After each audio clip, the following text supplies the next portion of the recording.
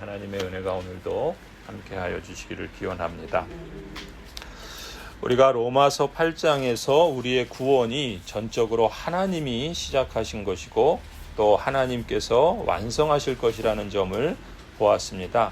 8장 30절에 보면은 하나님께서는 이미 정하신 사람들을 부르시고 또한 부르신 사람들을 의롭게 하시고 의롭게 하신 사람들을 또한 영화롭게 하셨습니다. 그렇기 때문에 39절에 그 밖에 어떤 피조물도 우리를 우리 주 예수 그리스도 안에 있는 하나님의 사랑에서 끊을 수 없습니다 라고 말씀했죠.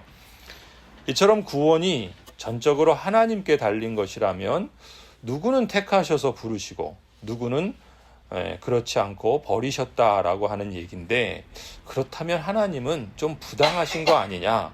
구원하시려면 모두 구원해야지 누구는 구원하고 누구는 버린다면 좀 부당하지 않냐? 이렇게 생각하는 사람들이 있단 말이죠. 이런 주장을 지나치게 강조하는 사람들은 그래서 하나님은 모든 사람을 다 구원했다 이렇게까지 주장하기도 합니다. 이런 논리에서 사람들이 흔히 주장하는 바를 이 로마서 9장에서 다루면서 선택 원리를 따라 세우신 하나님의 계획에 대해서 말씀하고 있죠.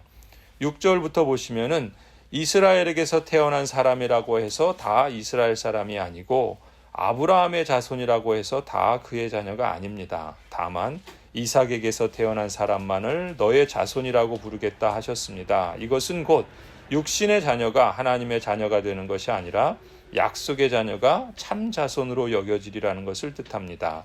그 약속의 말씀은 내년에 내가 다시 올 때쯤에는 사라에게 아들이 있을 것이다 한 것입니다. 그뿐만 아니라 리브가도 우리 조상 이삭 한 사람에게서 쌍둥이 아들을 수태하였는데 그들이 태어나기도 전에 무슨 선이나 악을 행하기도 전에 택하심이라는 원리를 따라 세우신 하나님의 계획이 살아있게 하시려고, 또 이러한 일이 사람의 행위에 근거하는 것이 아니라 부르시는 분께 달려있음을 나타내시려고 하나님께서 리브가에게 말씀하시기를 형이 동생이 섬길 것이다 하셨습니다. 이것은 성경에 기록한 바 내가 야곱을 사랑하고 에서를 미워하였다 한 것과 같습니다.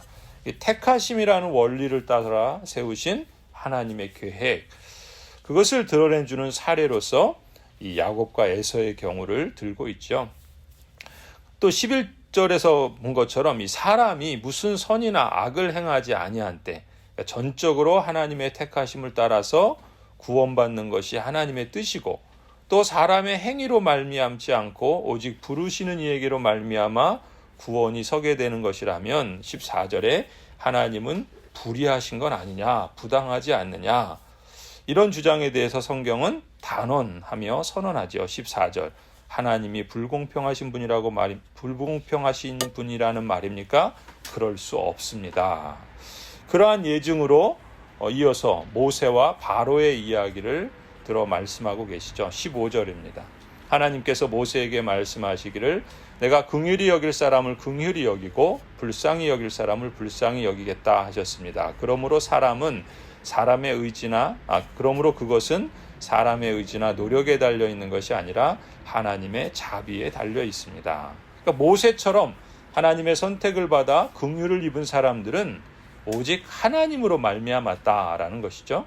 또 반대로 17절 보면은 그래서 성경에 바로를 두고 말씀하시기를 내가 이 일을 하려고 너를 세웠다. 곧 너로 말미암아 내 능력을 나타내고 내 이름을 온 땅에 전파하게 하려는 것이다 하셨습니다. 그러니까 바로처럼 하나님께 유기된 사람들을 통해서도 하나님은 얼마든지 하나님의 능력을 나타내시고 영광을 드러내시고자 또한 어떤 사람들은 버리기로 선택하셨다, 버리기로 작정하셨다라고 말씀하시는 것이죠. 그러니까 결론적으로 18절에 그러므로 하나님께서는 긍휼히 여기시고자 하는 사람을 긍휼히 여기시고 완악하게 하시고자 하는 사람을 완악하게 하신다라고 말씀하죠. 그러니까 하나님의 선택은 사람의 공로를 철저하게 배제합니다. 구원은 전적으로 하나님의 은혜로 되는 것임을 말씀하고 있는 것이죠. 그런데도 불구하고 사람의 행위가 구원의 조건인 것처럼 말하는 사람들이 있죠. 이들은 우리의 구원이 우리의 행위 여부에 달린 것이라고 보는데 이것은 성경이 가르치는 것과는 다르죠. 성경은 우리의 구원이 전적으로 하나님의 주권에 달려 있다라는 것을 말씀하는 것을 다시 한번 우리가 상기할 필요가 있겠습니다. 감사한 일은 무엇입니까? 우리는 하나님에 의해 택하심을 받은 하나님의 백성이라는 사실이죠. 모래알처럼 많은 사람들 가운데서 하나님은 우리를 선택하여 주시고 구원해 주셨습니다. 하나님의 자녀로 삼아 주신 것이죠. 그렇기 때문에 우리는 평생토록 하나님의 그 놀라우신 그 은혜, 그 무한하신 그 능력, 그리고 한결같은 그 사랑을 찬송할 의무가 있을 뿐이지 불평할 권리는 우리에게 없습니다. 구원에 감사하며 또한 감사로 열매 맺는 행함이 뒤따르는 것은 우리 신자의 마땅한 바라 할 수 있습니다. 아울러 오늘 본문에서 우리가 사도 바울과 같은 그 마음을 늘 간직해야 할 줄로 믿습니다. 사도 바울은 그러죠. 나의 형제 곧 고륙의 친척을 위해서 하나님께서 같은 은혜를 허락해 주시기를 간절히 기도해야 한다라고 그렇게 말합니다. 자신의 이름이 저주 아래 떨어진다 할지라도 나의 형제, 나의 고륙의 친척들이 하나님의 은혜를 받는 일이라면 그것도 마다하지 않겠다 할 정도로 형제 자매와 또 고륙 친척을 위한 그러한 간절함이 그에게 있었던 것을 보게 됩니다. 아직 믿지 않는 형제나 자매들, 또한 가족들, 또 친지들에게도 하나님께서 긍휼을 베풀어 주셔서 구원해 주시기를 우리는 늘 기도해야 할 줄로 믿습니다. 또한 더 나아가서 우리 마을에서도 또 우리 이웃들 가운데서도 하나님께서 영원전에 택하신 자들을 속히 부르셔서 믿는 자의 수를 더해 주시기를 간구해야 할 줄로 믿습니다. 전하고 기도하는 사람이 없다면 어찌 사람들이 믿고 구원에 이르겠습니까? 우리 모두와 또 우리 교회가 하나님 나라를 증거하는 입이 되고 또 하나님 나라를 증거하는 삶이 되고 그래서 우리의 아름다운 손과 아름다운 발이 하나님 나라를 드러내고 또 증거하는 귀한 교회가 되기를 간절히 소원하고 축원합니다.